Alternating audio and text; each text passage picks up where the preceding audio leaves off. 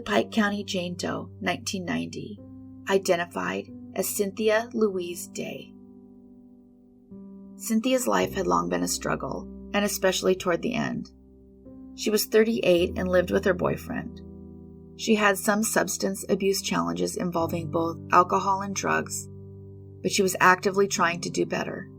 Unfortunately, those challenges had been causing arguments with her boyfriend. The year was 1990, and her daughter Melody had just had a baby. Cynthia was over the top in love with her new grandchild. Her daughter set up regular visits so that she could see the child weekly. On the final weekly visit Melody had with her mother, Cynthia confided that she planned to break up with her boyfriend of 8 years. This was the last time that Melody heard from Cynthia. Melody did come over the next week for a regular visit, and when she got there, her mother and all of her mother's belongings had disappeared. But even this was not abnormal for Cynthia. So Melody frantically began searching for her boyfriend to get some answers. It would turn out that the boyfriend was also missing. However, he didn't stay missing for long, and Cynthia's boyfriend resurfaced the next week. The daughter was desperately looking for answers, but all he would say was that he didn't know where she was or why she left. She was reported missing by the daughter to the police, and they did question the boyfriend, who claimed he saw her get into a truck in National City, suggesting she decided to become a prostitute. It's worth noting that there is no indication at all that she was involved in prostitution. While the family searched for Cynthia, the sheriff in Pikes County, Missouri, about an hour and a half away, received a call on August 26, 1990. Some hikers in the area had made the discovery of a box. They opened it, and to their horror, there was a woman inside. News sources reported details about the woman in hopes of finding her identity. They announced that she'd had a full hysterectomy, she'd had several breaks in her pelvis, and in 2010, Melody and her sister Kimberly came across a Facebook post with details about the Pike County Jane Doe. It was then that they became convinced it was their mother. Their mother had had a full hysterectomy, and she broke her pelvis giving birth to Melody, breaking it a second time when she fell on the ice. Everything matched. Melody became quickly frustrated, however. For whatever reason, the police refused to believe her that it was her mother, and they said there was no way to know for sure. Melody begged for a DNA test, but this was the 1990s, and while DNA was being used more and more, it wasn't a standard tool. They countered that it was impossible, as the lab techs had boiled her bones for storage. As a result of this, they couldn't obtain DNA. But regularly, over the years, Melody pushed the sheriff to find a way to check if the Jane Doe is her mother, even bringing up the possibility of fingerprints. The sheriff told her again and again that there was nothing they could do.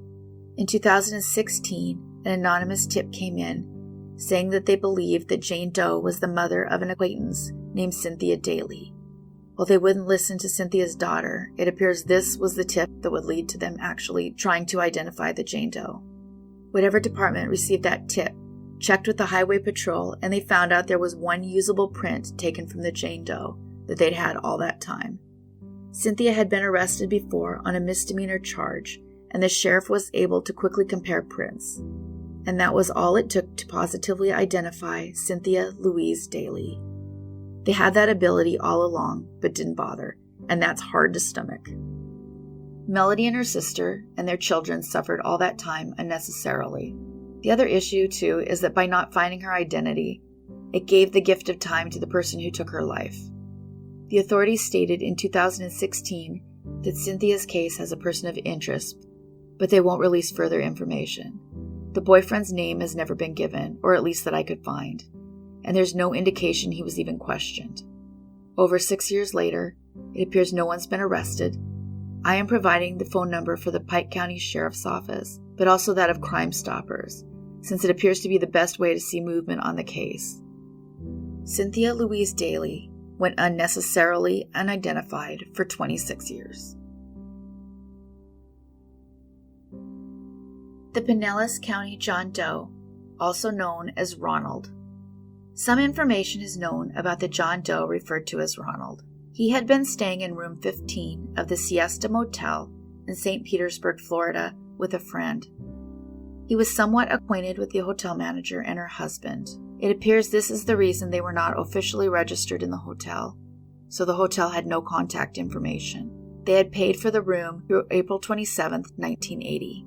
They wouldn't live that long, however, and on April 26, around 11 p.m., the hotel manager heard arguing and went to check it out. At this time, he noticed a man getting into a Ford LTD and speeding off.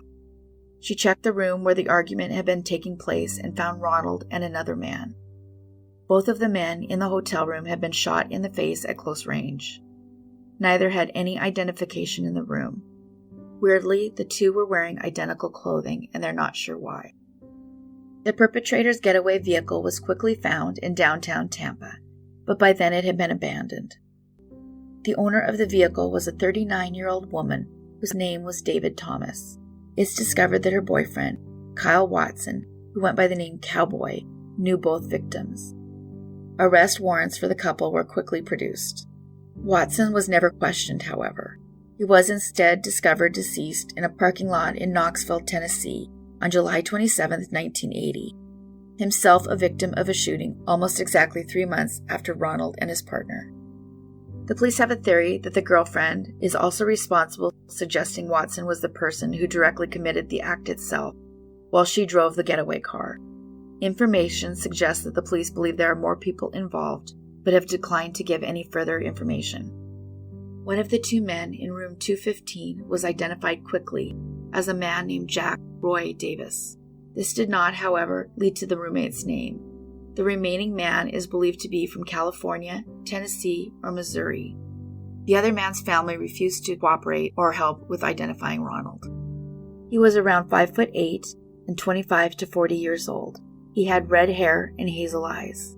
If the age estimates are true, that would mean his family members would be looking for someone with a birth date around 1940 to 1955. The man wore a beard and mustache, and he had a transverse scar about 16 inches long from the right side of his chest to the left side, along with suture marks. He had scars under both his right and left nipples. If you know who Ronald may be, please call the number on the screen. Ronald has gone unidentified for 41 years. The John Doe Siesta Key, identified as Gregory Grieco. Gregory Grieco was 33 in August of 1987. He packed up all of his personal belongings from his home, put them in his car, and seemingly vanished, leaving his family to wait in desperation for a call that was never going to come. What his family did not know was that his body was found in the water off Clearwater Pass in Pinellas County on August 8, 1987. There was no indication that there was foul play involved, which eventually was ruled a suicide. He had no identification at all and had cut both of his wrists before he entered the water. It would take 24 years before his family would finally find out what happened to Greg. His family had reason to believe he was traveling abroad. He'd been working for a Tampa cigar company and lived in the lakes of Northdale before he packed up his belongings. It was required that he travel for his job, and he was referred to as a world traveler. Because of this, it never occurred to his family that he was no longer alive. They hadn't seen anything to make him think he would take his own life. His father, Michael Sr., had a home in Port Richey that he lived in during the winter. When he returned to the area, he did find Gregory's car, and inside it was a note that said, "I'll be in touch." Likely he was trying to avoid his family from feeling any pain of his choice, instead becoming a John Doe. The sad thing is this just caused more pain, prolonging the knowledge of what happened to him. The note and the belief he was once again in another country living his life is why his family didn't report him missing. As the years passed, they didn't stop looking for him though. In June of 2010, his brother Michael contacted a senior specialist at NamUs, the National Missing and Identified Persons System, where missing cases are centralized. While the other family members still believed he left the U.S., his brother was not convinced. He focused on where his brother's car was left behind in Pasco County. As a result of this, a missing persons case was opened, and Sergeant Boyer of the Pasco Sheriff's Office began looking into the disappearance. In searching NamUs, there were 388 possible matches, and he methodically broke these apart. It eventually led him to focus on a case out of Clearwater, known as the John Doe Siesta Key. This case bore a striking resemblance to Gregory Grieco. This eventually convinced him to request that a DNA sample be taken. Thinking this was a good possibility, he requested that DNA be extracted from his femur and submitted to be compared to that of his family. It took 3 weeks, and with that, Gregory Grieco got his name back. His family finally knew why he had never called again. By then, his father was 90 and had trouble adjusting to the knowledge that his son had been gone all those years. It also opened up a wound about why he would choose to have done what he did. Sadly, that knowledge belongs to Gregory Grieco alone. Gregory Grieco went unidentified for 25 years. That's it for today. Thanks, everybody.